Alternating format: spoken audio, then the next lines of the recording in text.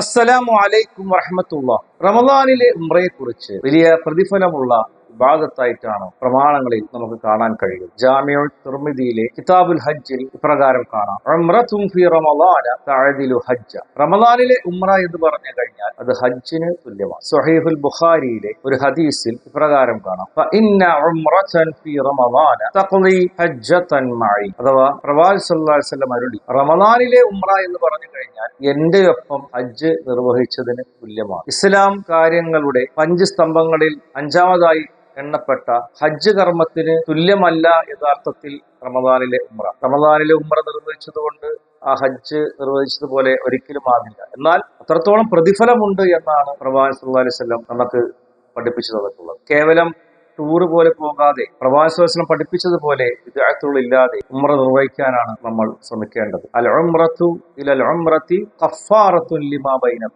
ഒരു ഉംറയും അതിനു മുമ്പുള്ള ഉംറയും തമ്മിലുള്ള പാപങ്ങൾക്ക് പ്രായശ്ചിത്തമാണ് ഉംറ നിർവഹിക്കുക എന്ന് പറഞ്ഞാൽ. ഇത് സ്വഹീഹ് മുസ്ലിം റിപ്പോർട്ട് ചെയ്യുന്ന ഹദീസാണ്. അത്തരം ഭാഗ്യശാലികളായ സത്യവിശ്വാസികളിൽ അള്ളാഹു നമ്മളെ ഉൾപ്പെടുത്തി അനുഗ്രഹിക്കട്ടെ. വാഖിറു ദഅവാന അൽഹംദുലില്ലാഹി റബ്ബിൽ ആലമീൻ. അസ്സലാമു അലൈക്കും വറഹ്മത്തുള്ളാഹി വബറകാതുഹു.